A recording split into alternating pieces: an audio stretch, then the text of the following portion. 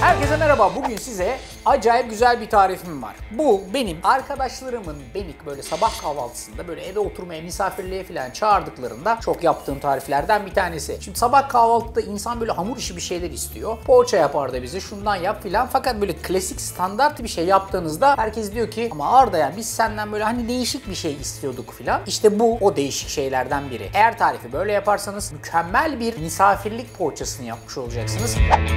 Ve yanınızda götürürken kendinize güveniniz tam olacak. Öncelikle içini hazırlayarak başlıyoruz. Ocağa bir tava koydum ve bir parçacık zeytinyağı ekleyerek işe başlıyorum. Yağın içerisine önce soğanı ekliyorum ve bir tur çeviriyorum. Soğanlar hafifçe kendilerini bıraktıktan sonra rendelenmiş patatesi de ilave edip çevire çevire pişirmeye devam ediyorum. Birkaç dakika patatesleri böyle soğanla beraber güzelce çevirdik. Hafiften nişastasını salıyor. Arkasından bir parça tuz ve bir parça karabiber ekliyorum. Son bir tur daha karıştırıyorum. Artık kıymayı da ekleyebilirim. Çok az kıyma ekliyorum içerisine. Altını iyice kısıyorum. Kıymayı patatesle beraber şöyle eze eze güzelce karıştırıyorum. Patateslerin tuza ihtiyacı vardı. Ekledim. Kıymanın da tuza ihtiyacı var. Ekliyorum.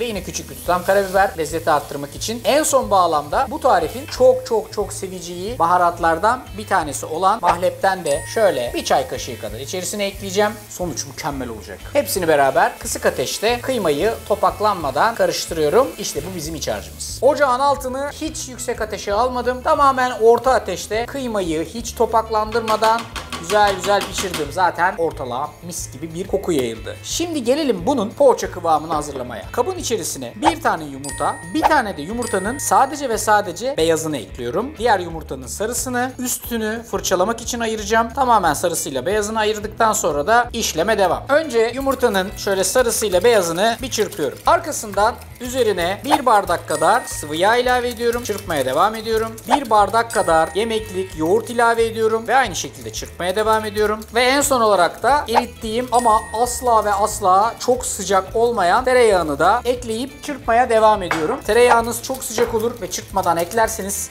yumurtayı pişirebilirsiniz. Amana dikkat. Hemen arkasından artık kuru malzemeleri ekleyebiliriz. Un ve bir paket kadar kabartma tozu var burada. Bu ikisini bir araya getirdikten sonra bir süzgeçten geçirerek dikkatli bir vaziyette yumurtalı karışımın içerisine ekliyorum. Bir parçacık daha hamurumuzu lezzetlendirmek için işin içerisine hafiften bir tuz atıyoruz ve spatula kullanarak bunu şöyle yavaştan kapatarak böyle güzelce karıştırmaya başlıyoruz. Şimdi aslına bakarsanız bu bir poğaça hamuru ve bunu elle de yoğurabilirsiniz. Ama o kıvama gelene kadar şöyle bir spatula ile karıştırın. Hafif toparlanır bir kıvama geldikten sonra zaten ellerimizi kullanacağız. Burada bir püf noktası var. Siz ne kadar çok yoğurursanız o kadar çok cıvıklaşmaya başlayacak. Kıtır kıtır olma özelliğini o kadar çok kaybedecek. Bütün bu hamur işlerinde hep söylüyorum size, yoğurmak aslında her zaman en doğru çözüm değildir. Bunu sadece içerideki her şey bir araya gelene kadar şu şekilde karıştırmanız ve belki de tezgahın üstüne alıp şöyle yoğurmanız yeterli olacaktır.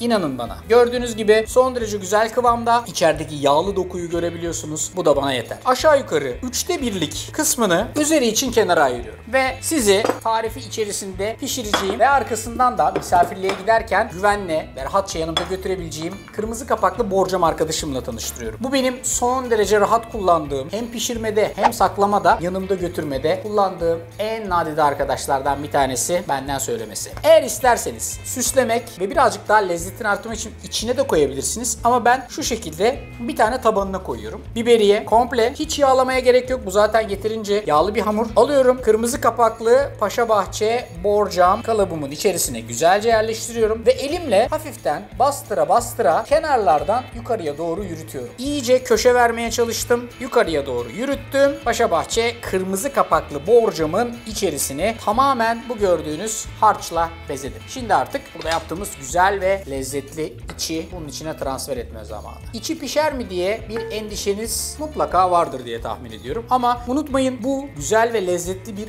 poğaça aslına bakarsanız. İçi de dışı da tas tamam pişecek ve sizi hiçbir şekilde mağdur etmeyecek. Arkasından şu üst kapak. İsterseniz bunu alın, avucunuzda genişletin şöyle ve parça parça ekleyin. Her zaman çok daha kolay çalışan ve işe yarayan bir formüldür bu. Böylece kenarı, köşesi, sağa, solu iyice kapanıyor. İsterseniz de hepsini bir tezgahın üstünde açın ve o şekilde hop tek parçada transfer edin. Elimle şöyle hafiften istediğim gibi bütün açıklıklarını kapatmış oldum. İşte üst süslemesini arzunuza göre yapın. Ben dediğim gibi altta da biberiye kullandım. Çok kullanabilirsiniz, az kullanabilirsiniz. Tamamen arzunuza göre. 2 ya da 3 tane dal biberiye. İçlerine bastırıyorum hamurun. Bu hamur birazcık kabaracak. Kabardığında biberiyeyi bir tık içerisine alacak ama görüntü olarak mutlaka biberiye burada kalacak. Üzeri için ayırdığımız yumurtanın sarısı var. Bir fırçayla alıyorum. Her tarafını güzelce sürüyorum. Evet, işte bu arkadaşımız artık fırına girmeye hazır. Ben genellikle bu tip tariflerin üstüne birazcık daha lezzeti arttırsın diye şöyle hafiften bir deniz tuzu gezdiririm. Sevdiğiniz baharatlar, ne bileyim böyle değirmen karabiber ve benzeri şeyler olursa onları da kaldıracaktır. İçerisine kurutulmuş domates, hamurun içerisine o bu hepsi olur. Ne kadar pişecek fırında? Takriben 45-50 dakika. Üzeri güzelce renk alana kadar fırında kalacak bu arkadaş. Ondan sonra da çıkartacağız, soğutacağız. Kırmızı kapağını takıp misafirliğe koşacağız.